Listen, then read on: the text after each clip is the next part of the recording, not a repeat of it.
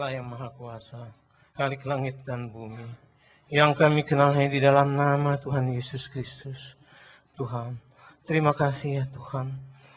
Pagi hari ini kami dapat berkumpul kembali ya Tuhan. Biar Tuhan ampuni kami atas segala dosa-dosa kami. Layakkan kami ya Tuhan untuk menerima firman-Mu dan menerima perjamuan-Mu pada pagi hari ini. Biar firman-Mu menerangi sampai ke lubuk hati kami yang dalam. Sehingga kami sadar atas kelemahan kami, kekurangan kami. Hanya kekuatan kuasa firman-Mu saja yang akan memberi kekuatan dalam kami melangkah sehari lepas sehari Tuhan. Tuhan, kami tidak lupa berdoa untuk Bapak Gembala ya Tuhan. Berikan beliau selalu kesehatan yang sempurna. Penuhi beliau dengan hikmat dan marifat, dengan urapan yang baru. Sehingga setiap firman yang beliau beritakan mempunyai kuasa di dalam kehidupan kami. Sehingga kami jadi seperti apa yang Tuhan kehendaki di dalam kehidupan kami. Kami sambut firman-Mu pagi ini dengan penuh ucapan syukur dan terima kasih hanya di dalam nama Tuhan Yesus Kristus. Haleluya. Amin. Silakan duduk. Selamat pagi saudara-saudara, mari kita masuk dalam firman Tuhan dan saya akan sambung khotbah mengenai bagaimana Tuhan mengajar kita berdoa. Matius 6 ayat 10.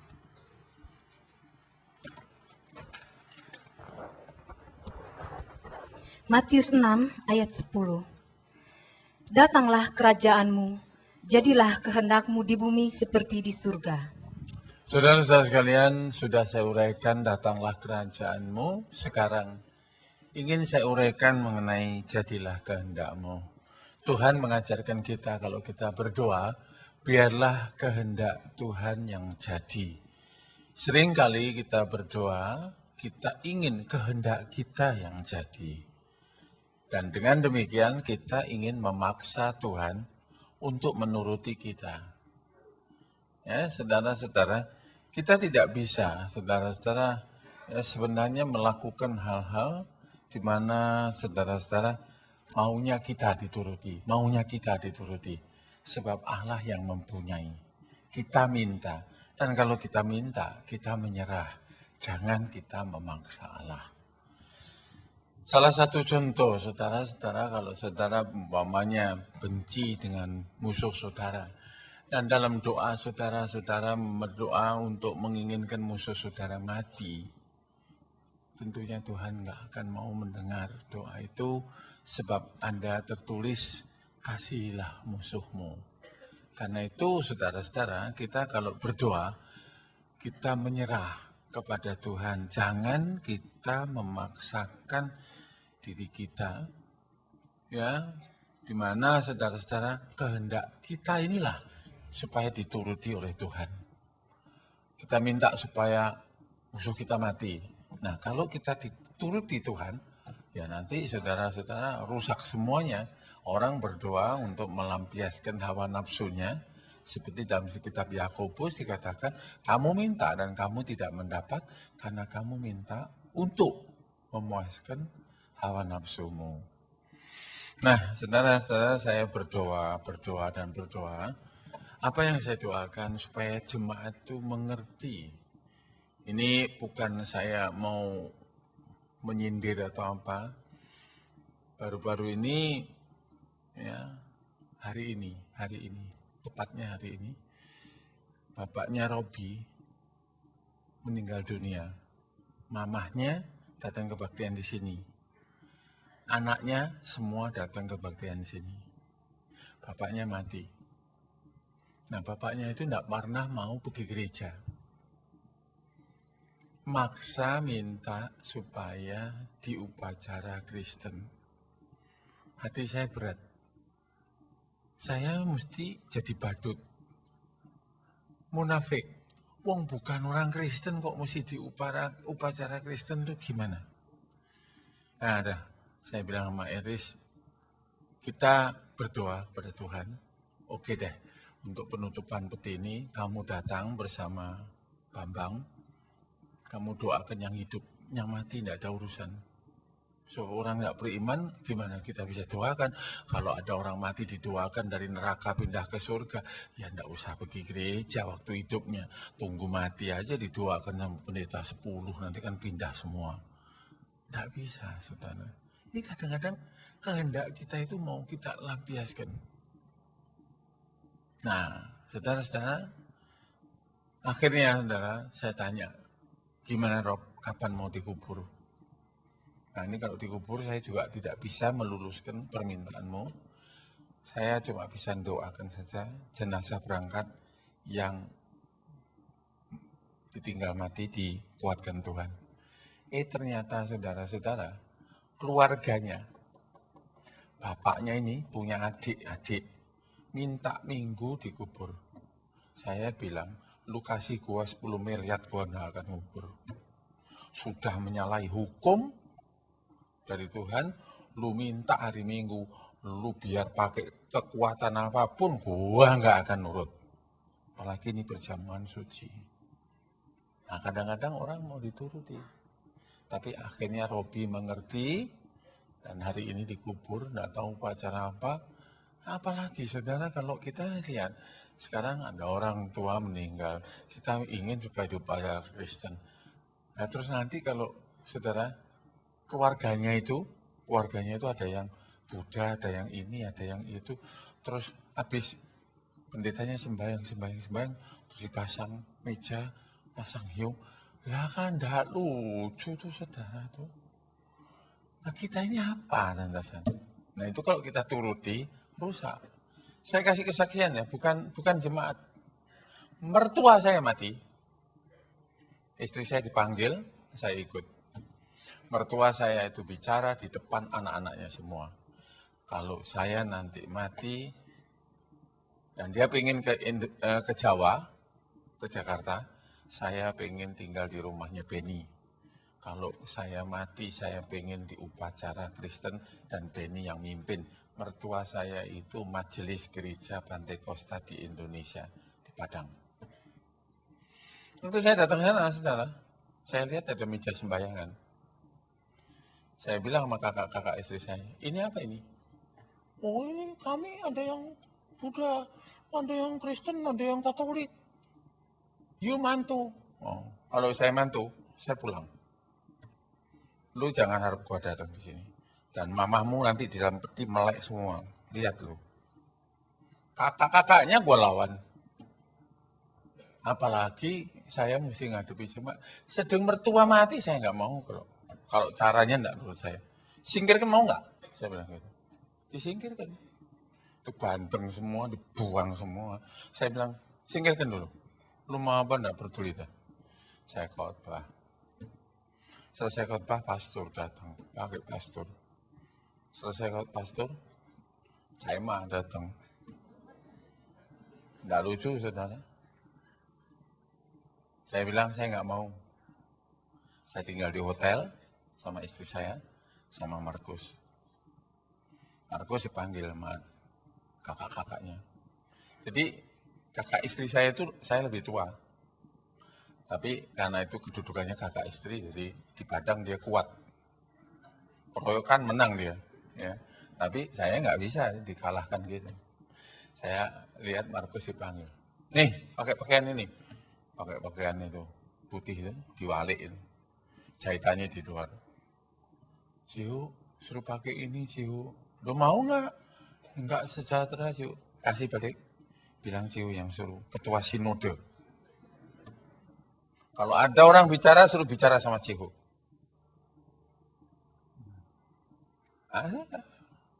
Markus kembali kan, pakai dasi. Dampingin gua. Upacara. Markus sudah pendeta. Nggak bisa, saudara. Kita nggak bisa maksa kehendak kita untuk nyenengkan gitu. Ya, kita kalau doa itu jadilah kehendakmu. Jangan kita minta disenangkan gitu. Jadi supaya orang tahu, oh ini Kristen loh. Apalagi ini anggotanya Pak Beni loh.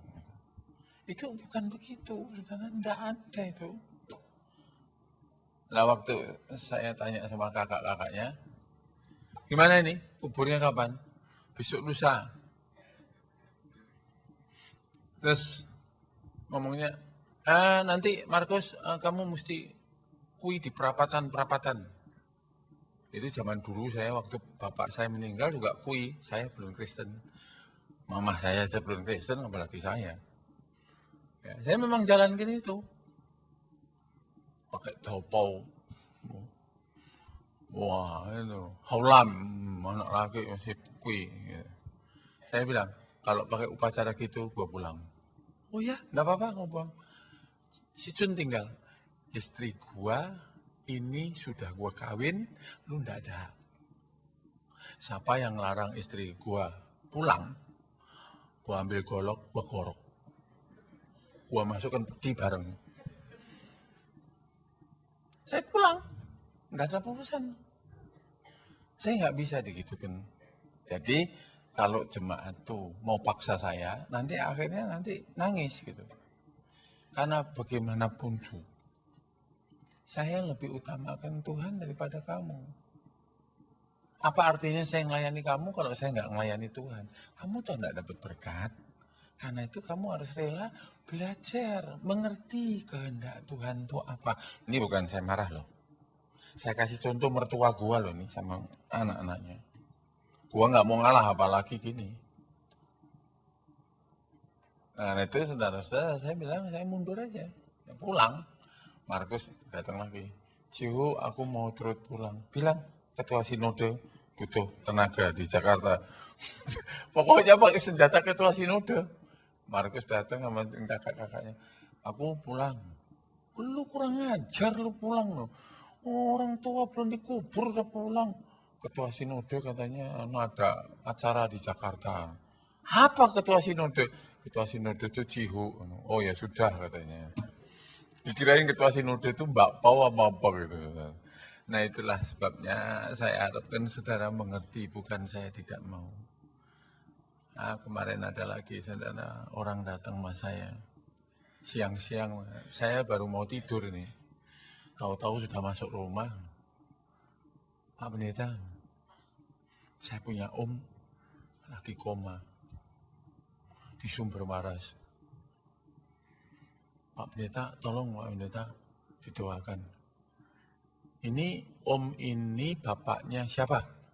Ini mantunya. Nah sekarang saya tanya, gereja mana? GKRI.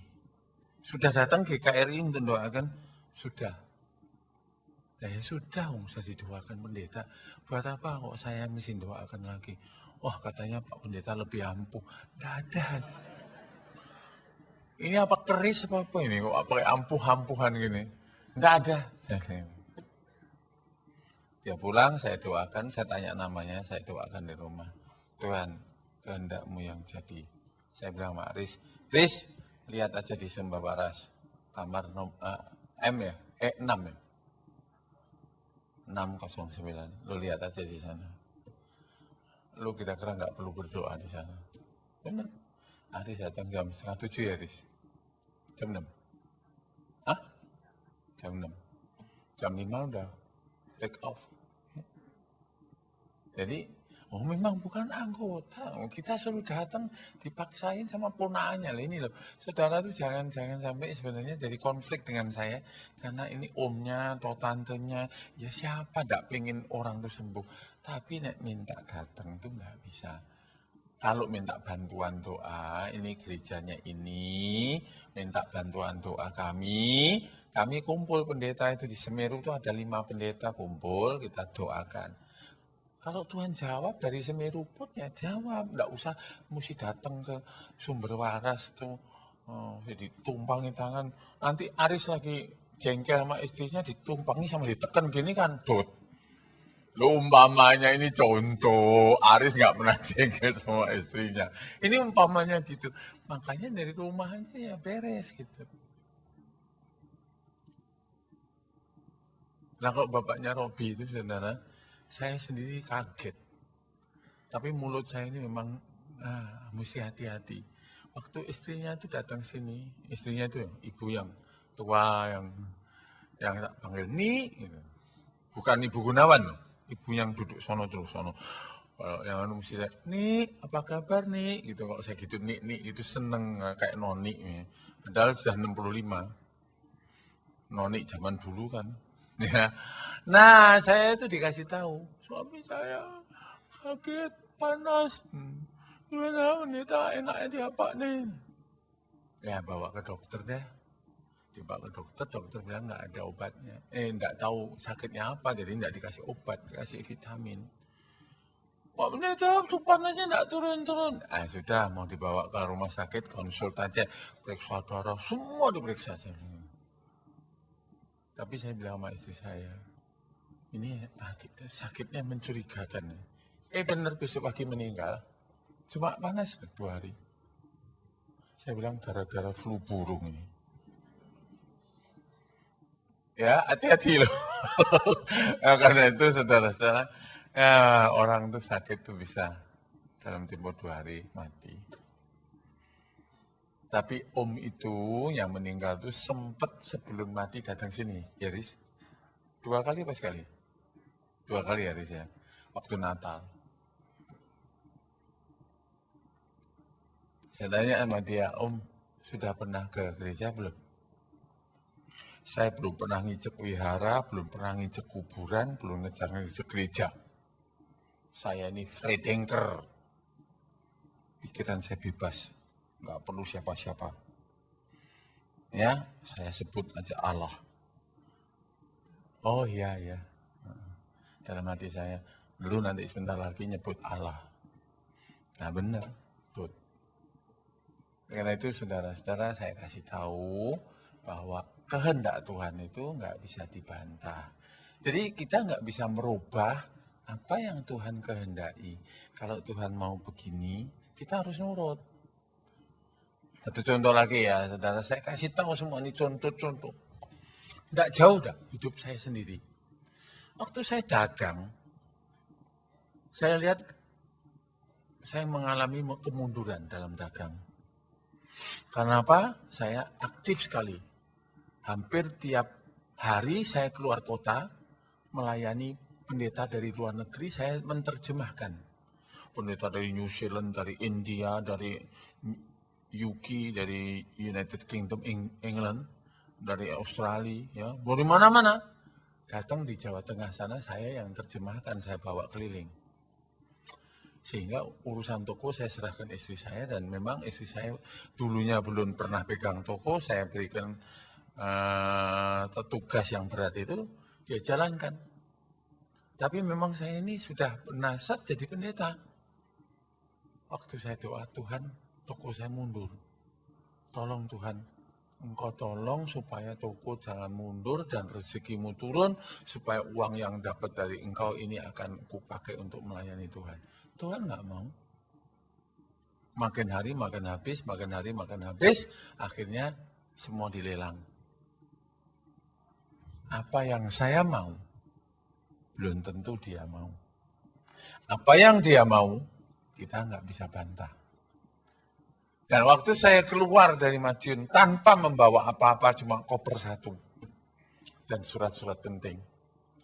Saya keliling dari kota, desa, saya kelilingi. Kadang-kadang bisa makan, kadang-kadang nggak bisa makan. Saya berdoa, ajarkan aku mengerti kehendak-Mu Tuhan. Sekarang saya naik.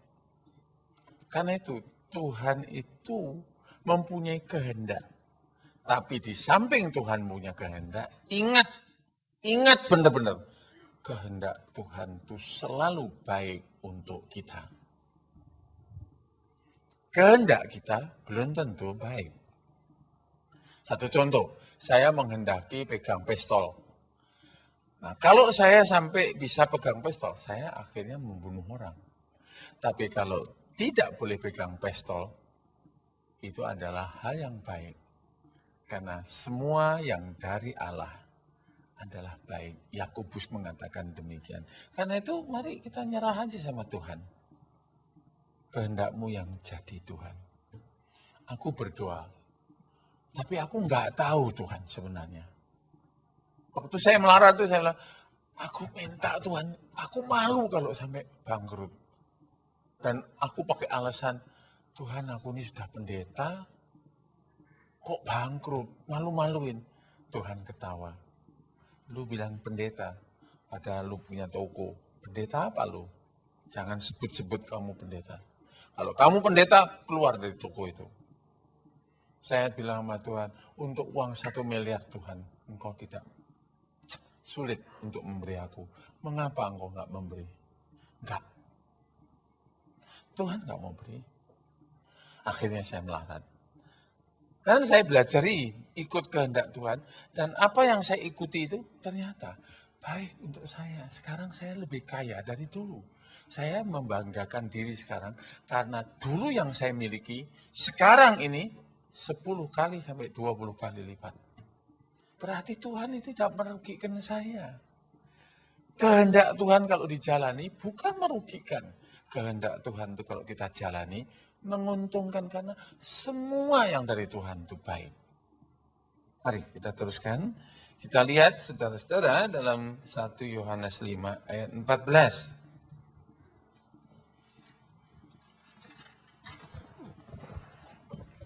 1 Yohanes 5 ayat 14. Dan inilah keberanian percaya kita kepadanya, yaitu bahwa Ia mengabulkan doa kita jikalau kita meminta sesuatu kepadanya menurut kehendaknya. Saudara-saudara sekalian, kita akan mendapatkan apa yang kita minta, asal kita minta sesuai dengan kehendaknya. Ya, saudara-saudara, saya beri contoh lagi, dan contoh yang sangat klasik dan tidak pernah hilang. Contoh itu adalah contoh hidupnya Yusuf dan hidupnya Ayub. Waktu Yusuf masuk dalam sumur, dia berdoa dan dia menyerah kepada Tuhan. Apa yang engkau inginkan dari aku Tuhan, jadilah itu. Buktinya apa? Yusuf mengatakan dalam Kejadian 50 ayat 20, Tuhan mereka-reka yang baik untukku. Rencana Tuhan itu baik dalam hidupku. Dia tidak minta segera keluar dari sumur, dia nyerah. Akhirnya dia dikeluarkan sendiri dari sumur oleh saudaranya. Karena Tuhan memberikan sesuatu kepada saudaranya. Sehingga pikiran saudaranya itu berubah. Daripada membunuh Yusuf tidak ada gunanya, menjual Yusuf masih ada untungnya. Tetapi keuntungan saudaranya Yusuf ini merupakan keuntungan bagi Yusuf. Karena Yusuf menyerah kepada Tuhan. Akhirnya dijual dia. Nah, setelah dia jadi budak belian, dia mengalami nggak enak, dia menyerah, dimasukkan penjara. Dan dari penjara itulah ternyata tujuan Tuhan sampai Yusuf keluar menjadi Perdana Menteri. Sehingga Yusuf dalam penyerahannya itu, dia tidak sia-sia menantikan pengharapan. Doanya dikabulkan. Kalau andai kata Yusuf dari rumah Potifar menjadi Perdana Menteri, gampang sekali Yusuf jatuh. Yusuf tidak diberi jawaban. Sebab belum waktunya, dia harus dididik. Dia harus dididik. Umur 17 dia mengalami sengsara, umur 30 baru Tuhan jawab. Setelah Tuhan melihat Yusuf cukup matang untuk menerima kedudukan yang tinggi. Kalau sampai Tuhan memberi sebelum 12 tahun didikan itu diterima oleh Yusuf, bukannya Yusuf untung, Yusuf rugi karena Yusuf jatuh. Musa dididik Tuhan. 40 tahun dia dapat didikan di Mesir. Tapi Musa harus dididik Tuhan 40 tahun lagi di padang belantara. Dan didikan Tuhan ini kontras dengan didikan dari dunia. Di dunia dia mendapat didikan di Mesir, di istana, dengan kemegahan dan pangkat yang tinggi dan harta yang melimpah. Tapi di padang gurun, dia melarat, dia ditemani oleh ular dan segala kalajengking. Tapi karena dia jalan menurut kehendak Allah, dia nantikan apa yang jadi kehendak Allah. Sampailah Musa pada satu tingkat, dia menjadi pemimpin bangsa yang besar. Karena itu saudara-saudara, Ayub juga. Ayub menanti sampai habis semuanya. Dan setelah Ayub dididik dan satu hal rencana Tuhan tercapai, maka Ayub mencabut semua perkataannya bahwa dia menyesal terhadap apa yang diperbuatnya oleh Allah. Kenapa Allah berbuat begini? Kenapa Allah berbuat gitu? Pada saat dia mengerti, dia cabut. Ya Allah, salah kalau aku mengatakan engkau jahat, engkau baik Tuhan. Barulah Ayub menerima jawaban doa. Ayub dipulihkan hidupnya. Karena itu kalau kita berdoa, Tuhan ngajar, jadilah kehendakmu. Itu berarti bukan kita harus ucapkan dalam doa kita, tapi kita diingatkan. Setiap kali kita berdoa, jangan kamu menentukan harus begini, harus begitu, harus begini. Bahkan kalau kamu mau pergi, insya Allah, kalau Tuhan berkenan, aku besok akan pergi. Jangan bilang, aku mau begini, aku mau begitu. Apa hakmu menentukan hidupmu? Karena hidup adalah tangan Tuhan. Karena itu kalau berdoa, biarlah kamu juga ingat kehendak Tuhan untuk berkuasa atas kita. Jangan kita maunya begini, maunya begitu. Sebab apa yang kita mau itu hawa nafsu. Tapi apa yang dimaui oleh Tuhan, itu yang jadi kehendak Tuhan. Itu adalah roh dan baik untuk kita. Ya, mari kita teruskan dalam 1 Yohanes 2 ayat 17.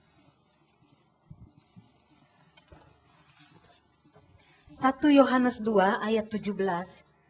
Dan dunia ini sedang lenyap dengan segala keinginannya, tetapi orang yang melakukan kehendak Allah tetap hidup selama-lamanya. Orang yang melakukan kehendak Allah itu hidup untuk selama-lamanya. Karena itu, saudara, bukan kehendak kita yang menyelamatkan kita.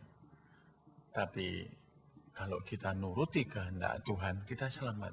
Dan harus kita ingat, selamat itu adalah kehendak Dia. Dulunya kita nggak selamat. Dia menghendaki kita selamat. Nah, kalau kita tetap berbicara dengan suara yang lantang, biar kehendak Tuhan jadi terus dalam hidupku, maka selamat itu tidak akan hilang. Tetap menjadi milik kita.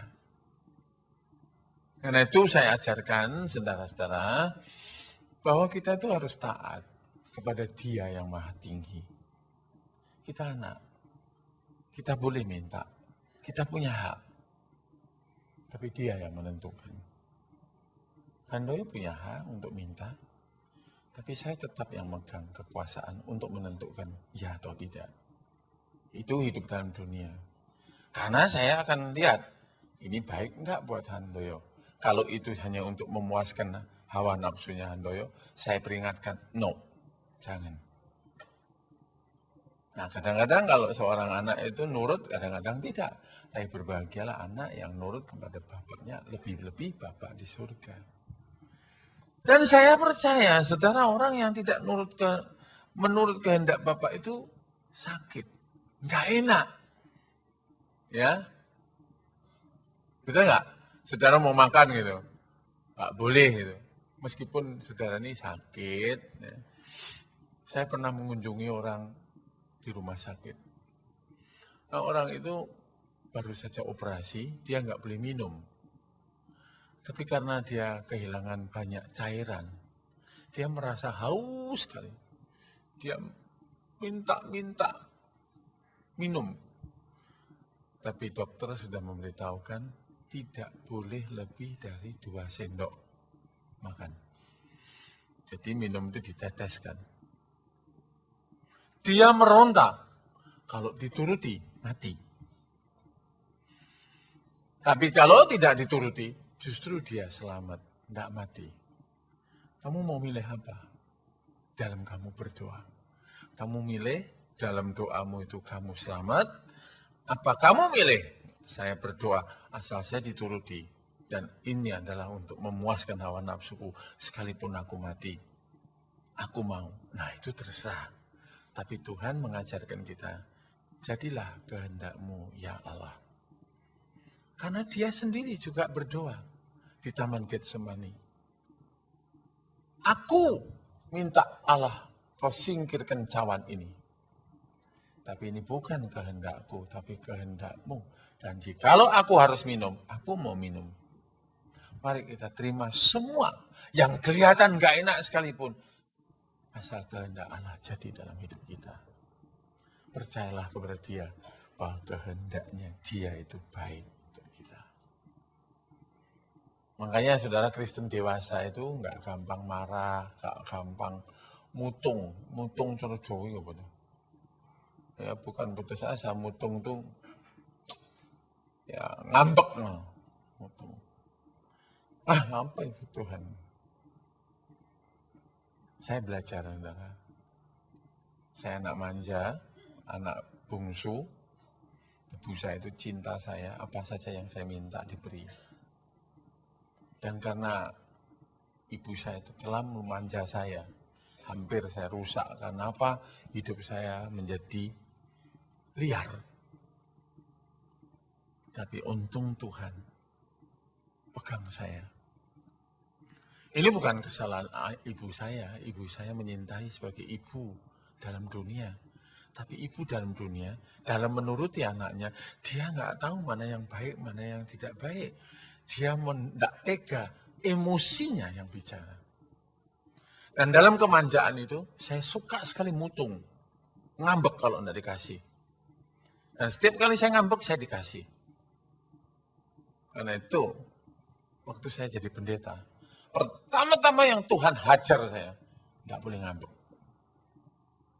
Nggak boleh mutung.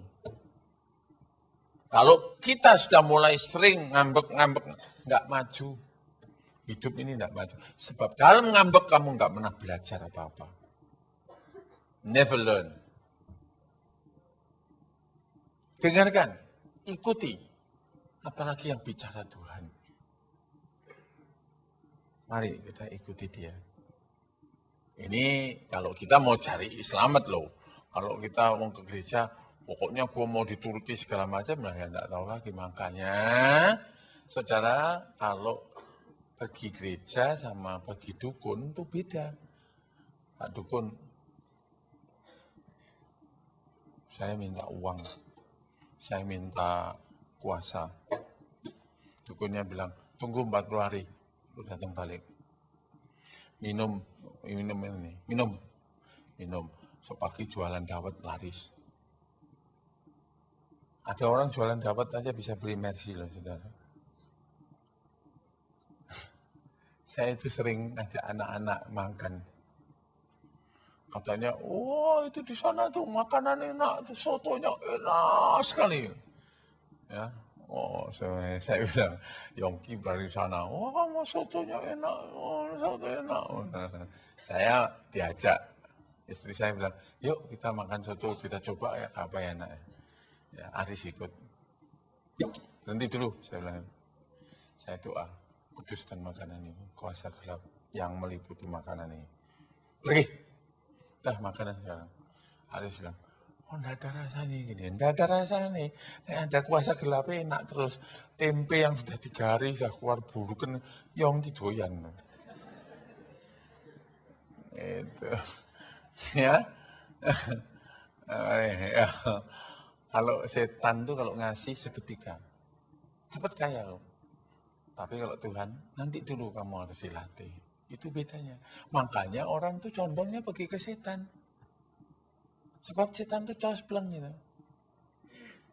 Makanya kita juga ingin Tuhan tuh buat cospleng gitu. Ya. Kayak Said Baba. Ambil pasir ini. Jadi emas. Oh itu loh Pak Pendeta, bisa nggak? Lalek gue cuma bisanya gitu aja, surga kan jauh. Ya. Karena itu tenang. Tuhan kalau mau memberi, kita dididik dulu. Ada ayat yang mengatakan gini, biarlah Tuhan memberi kita rezeki dan kuasa menikmati rezeki. Setan memberi rezeki, tapi setan tidak akan bisa memberi nikmat daripada rezeki itu. Orang yang dapat itu pesugihan dari setan itu, celananya kolor, hemnya mesti kaos kutungan, sandalnya jepit, kayaknya ndak ndubilain. Karena apa? Dia janji sama setan, lu boleh punya duit, tapi nggak bisa pakai duit. Tapi kalau dari Tuhan, nah, bisa dapat duit, iya bisa nikmatin duit. Pilih yang mana? Tapi sama Tuhan lama, sama setan cepet. Ya. Nah, satu contoh lagi, kalau ikut setan, dikasih susu, terus cantik. Titik ini Pak, pergi mati dukun gitu, pasangi susu sini, pipinya. Oh Indra tuh pukul, sampai nungging-nungging lihat titik, kayak bruksil.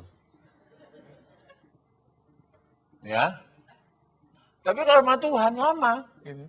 Banyak doa, cantik. Cantiknya nggak kayak bruksil, as angel, kayak malaikat. Ya, jadi makanya kita tuh nggak sabar, bilang jadilah kehendakmu. Lihat Ernie itu kan cantik menurut Paul, ya karena Ernie sering bolos nggak ke PA, ya kan? Loh, piye? Ini ngomong sembarangan Eris. Suka madol nggak, Paul? Nggak. Dede? Alip? Bukan madol ya, Alip. Belum pernah datang. Ya? Ini siapa tuh? Cuk itu kok nunduk aja kenapa? Itu ada atau Cuk? Cuk, sudah berapa kali PA, Cuk? Nanti mulai tahun 1998 ini saya absensi majelis yang PA. Akhir tahun nanti saya kumpulkan yang banyak poin dapat hadiah, yang kurang poin dapat pentung. Ya? Ya. Ini si Cipto juga sudah mulai merosot ya sudah. Enak naiknya apa pelorotannya? Ya, apalagi Wisanto. Alasannya lihat cucu di Bintaro, ya Wisanto. Ya. Apapun alasanmu, jangan nanti lu bilang, oh Tuhan, kenapa sepi? Ya, kalau lu mau rame, datang ke kebaktian terus. Rame di sini, ya, Tuhan. Contoh kos loh, Yuninta tuh hebat. Besok pagi mau operasi beranak, misi kebaktian PA loh. Misi Isa, misi sembarang, misi cet. Makan malam itu misi pesan makanan, wah misi asik. Ya, nah, itu belajar dari Yuninta. Ya, makanya kos itu waktu istrinya pergi bersalin, kesepian dia. Sebab cucak rowonya dari rumah sakit. Ya, gitu kan. Ya, lu Yongki ini mau. Ya, Yuninta itu bener. Nek cara Jawa kuwi jenenge perenjak. Itu loh, burung yang kecil loh. Tapi kecil tapi bergeraknya aktif nih. Nanti anaknya itu lihat 7 hari nanti kan dah turun jalan. Biarlah kita menyerahkan hidup kita dalam kehendak Tuhan.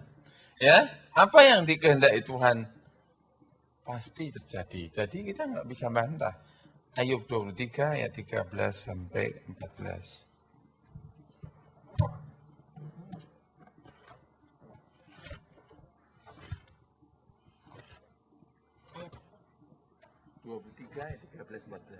Ayub 23 ayat 13 dan 14. Tetapi ia tidak pernah berubah. Siapa dapat menghalangi dia? Apa yang dikehendakinya dilaksanakannya juga. Karena ia akan menyelesaikan apa yang ditetapkan atasku. Dan banyak lagi hal yang serupa itu dimaksudkannya. Saudara-saudara, apa yang dikehendaki Tuhan itu pasti terlaksana. Ayub mengatakan, dalam kesengsaraanku, apa yang aku bisa lakukan? Enggak ada. Satu yang harus aku lakukan, nyerah kepada Dia. Karena apa yang dikehendaki Allah itu pasti jadi. Jadi nggak bisa dibantah Allah itu karena dia mempunyai otoritas. Bahkan nanti saudara-saudara, ini saya kasih satu hal, ya. Kalau kamu tuh menyerah pada Allah, berubah Tuhan, kamu akan segera didengar doamu. Makanya Ayub itu menyerah setelah dulu dia ngotot, dia malah tidak dapat apa-apa. Setelah dia menyerah, dia dapat pemulihan. Jadi kalau kamu berontak, kamu makin tenggelam. Kamu makin diem, Tuhan angkat. Karena memang dia yang megang kekuasaan. Jadilah kehendakmu. Itu artinya jangan sekali-kali kamu berontak terhadap apa yang Tuhan sudah gariskan. Ya, saya sebagai satu contoh. Kalau kita lagi dalam keadaan nggak punya, jangan berontak. Saudara-saudara, bukan saya mau terus-menerus menceritakan pengalaman hidup saya. Pada waktu saya melarat itu, saya nggak bersikap berontak. Saya tetap menerima keadaan dan saya tetap belajar. Beli buku, meskipun dulu beli buku itu dua gitu. Tapi saya beli buku, saya susun khotbah. Saya beli 2, saya susun khotbah. Dapat duit lagi, saya beli buku 2, saya susun khotbah. Tapi banyak pendeta, dalam kekurangan, di dalam kesusahan, dia berontak. Dia keliling, dia cari duit, ngemis. Dia nggak belajar. Selamanya ngemis. Karena saya menyerah, saya beli buku, saya belajar. Tuhan angkat. Dan itu pun perlahan-lahan. Tuhan nggak mau angkat segera. Waktu pertama kali saya tinggal di rumah kontrakan di Sukasari, rasanya itu surga. Padahal itu rumah sederhana sekali, tapi bagi saya itu surga. Istri saya pun mengatakan, kita sudah masuk surga sekarang. Karena saya menyerah. Dimanapun Tuhan tempatkan, saya nyerah. Dan kalau tidak ada pelayanan, saya diam. Saya nggak mau pergi. Maaf nih saudara, seringkali banyak pendeta itu mengunjungi. Saya sering kecewa karena apa? Pendeta itu datang ke rumah saya, katanya mau belajar. Tapi padahal saudara, dia tinggalkan pelayanan, dia cuma mau jalan-jalan, dia minta uang sama saya. Saya bilang kalau kamu nggak belajar, menyerah. Selamanya lu ngemis. Saya keras kalau ngomong. Pendeta itu kalau datang kadang-kadang, saudara, ya, kalau dari momen Jawa Tengah, saya nggak segan-segan memberi 200.000, 300.000. Karena saya tahu perjalanannya jauh dan itu dengan istrinya. Tapi saya kecewa. Datang bukannya belajar, begitu dapat uang, mandi, pergi. Dan yang lebih celaka lagi, terus pamitan pulang katanya, mau di tempatnya saudaranya, malam nanti mau PA, ternyata nggak PA. Waduh, saya jadi jengkel sekali.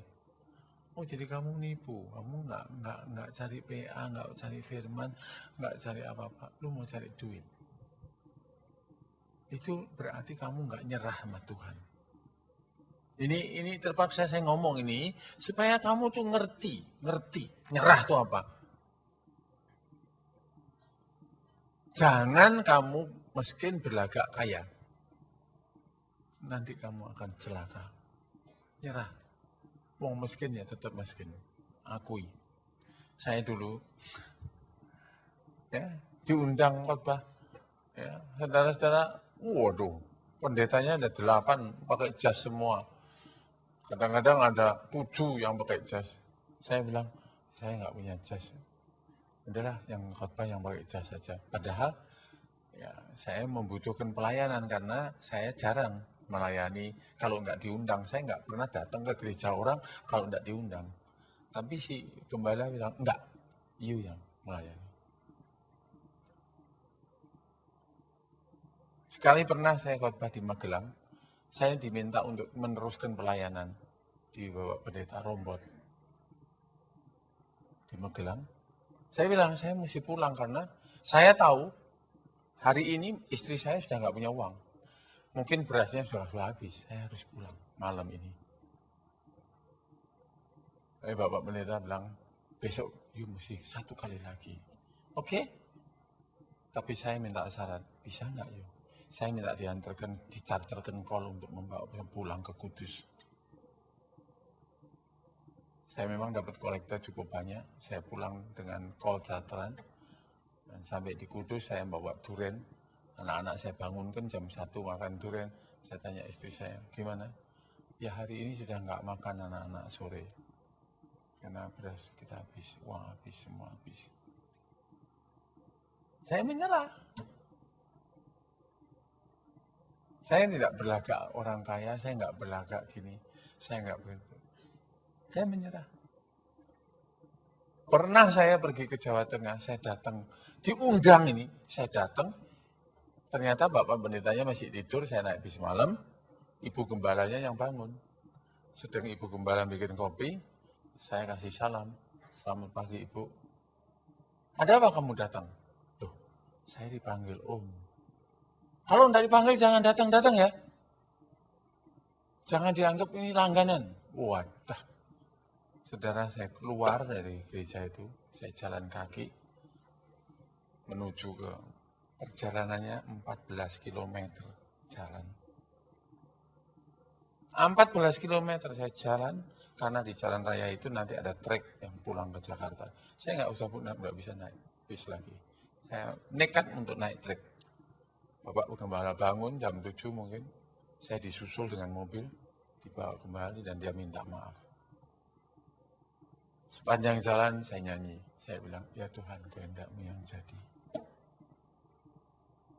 Nyerah. Jangan berontak, jangan marah. Saya tunjuk ya, orang yang pakai kehendaknya jatuh. Yesaya 14 ayat 14.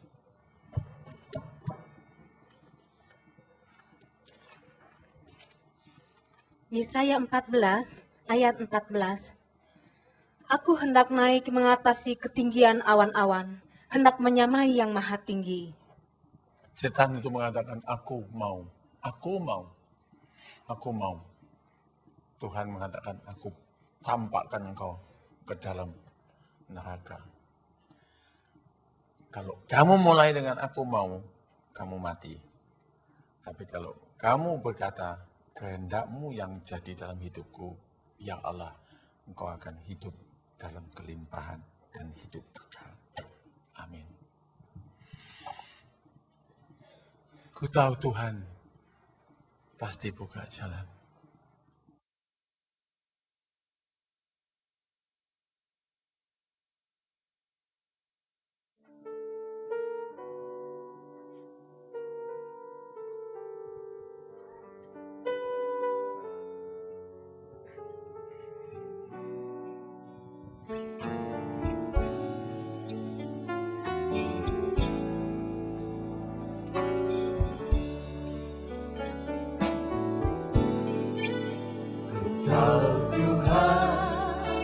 Pasti buka jalan. Ku tahu Tuhan pasti buka jalan. Asalku hidup suci, tidak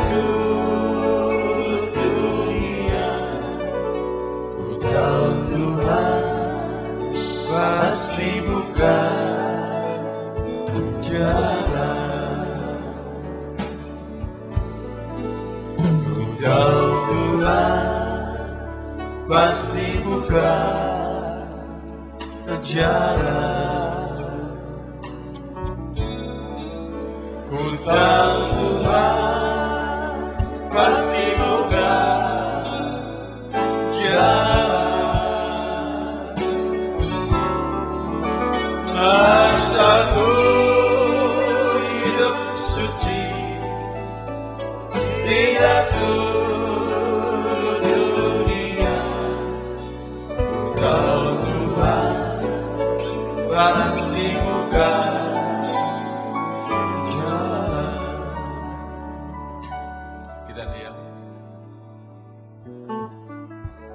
dalam berdoa, buka hatimu. Katakan kehendak-Mu yang jadi, Bapa. Sebab Bapa memberi yang terbaik untuk kita. Nantikanlah Dia, Daud berkata. Berarti dalam menanti Tuhan tidak akan mempermalukan kita. Asal kita hidup benar di hadapan Tuhan. Orang yang benar tidak akan ditinggalkan Tuhan. Daud berkata, dulu aku muda, sekarang aku tua. Aku tidak pernah melihat orang yang benar ditinggalkan oleh Tuhan. Buka hatimu, terimalah perjamuan, terimalah firman. Maka kamu nanti akan melihat mujizat jikalau kamu percaya. Taruhkan semua pengharapanmu dalam Dia. Karena Allah yang kita harapkan adalah Allah yang maha kuasa. Mari kita berdiri. Kau Tuhan pasti buka jalan. Ku tahu Tuhan pasti buka jalan. Asalku hidup suci, tidak dunia. Kau Tuhan pasti buka jalan.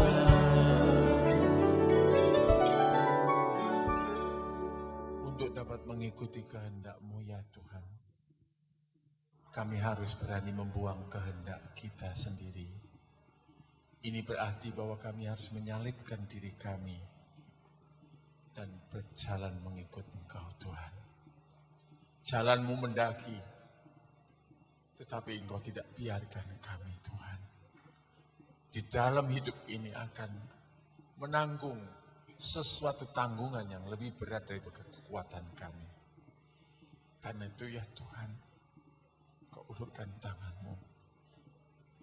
Kau bimbing kami, Kau papah kami, dan Kau bawa kami sampai ke puncak ya Tuhan. Tidak ada Allah yang seperti Engkau. Ayub mengalami berkat pada akhirnya. Yusuf dipermuliakan. Karena itu Tuhan, kami bukan meneliti hal yang terdahulu, tapi kami mau melihat sampai akhirnya Tuhan. Karena akhir itulah yang menentukan hidup kami. Biarlah kami kuat, biarlah kami teguh, biarlah kami terus berpegang pada firman-Mu. Karena itu Tuhan, dalam kita menerima perjamuan ini, kuduskan kami melalui firman-Mu. Ampuni segala kesalahan kami. Dan biarlah Tuhan, semua pelajaran yang kami terima tidak sia-sia. Kau menteraikan dalam hati kami. Dan Tuhan, Engkau akan melihat benih itu akan berbuah dalam iman kami. Terima kasih Yesus. Kami terima perjamuan kudus ini demi nama Bapa, Sang Putra dan Allah Roh Kudus, yaitu di dalam nama Tuhan Yesus Kristus. Haleluya. Amin. Silakan.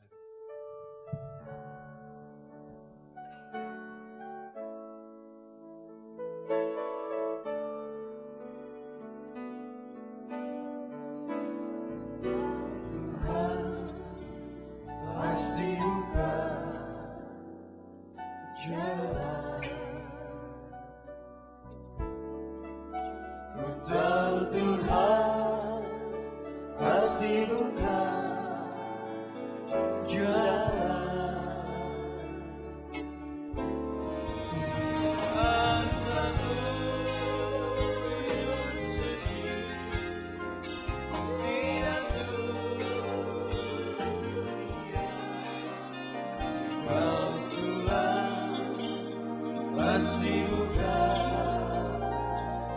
jalan.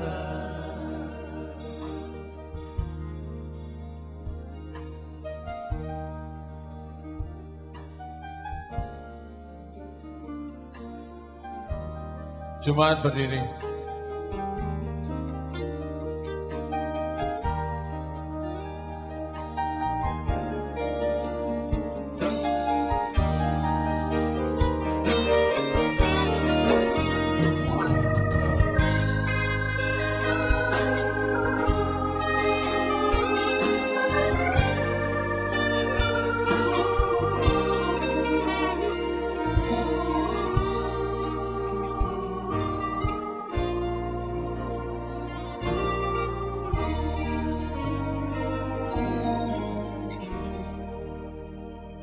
Sebelum dunia dijadikan, ya Tuhan, Engkau telah menunjukkan kehendak-Mu atas diri kami masing-masing.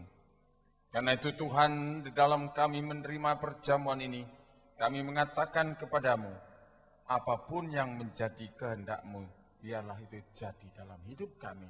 Karena kami percaya Tuhan, kehendak-Mu itu baik dalam hidup kami. Dan ketika mereka sedang makan, Yesus mengambil roti, mengucapkan berkat dan memecah-mecahkannya, lalu memberikan kepada murid-muridnya dan berkata, ambillah, makanlah, inilah tubuhku. Bukankah yang kita pegang itu tubuh Tuhan Yesus? Mari kita makan bersama dalam iman pada Tuhan Yesus.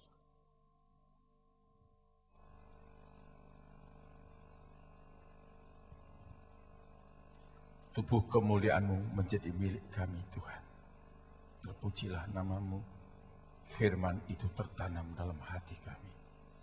Sesudah itu ia mengambil cawan, mengucap syukur, lalu memberikan kepada mereka dan berkata, minumlah kamu semua dari cawan ini, sebab inilah darahku, darah perjanjian yang ditumpahkan bagi banyak orang untuk pengampunan dosa. Bukankah yang kita pegang ini darah Tuhan Yesus? Mari kita minum bersama dalam iman pada Tuhan Yesus. Terima kasih Tuhan. Kehendak-Mu yang baik terjadi dalam hidup kami. Kami mengucap syukur karena Engkau mengasihi dan Engkau maha kuasa. Engkau memberi apa yang kami butuhkan. Dalam Kristus Yesus kami sudah berdoa. Haleluya. Amin. Silakan duduk. Betapa hatiku berterima kasih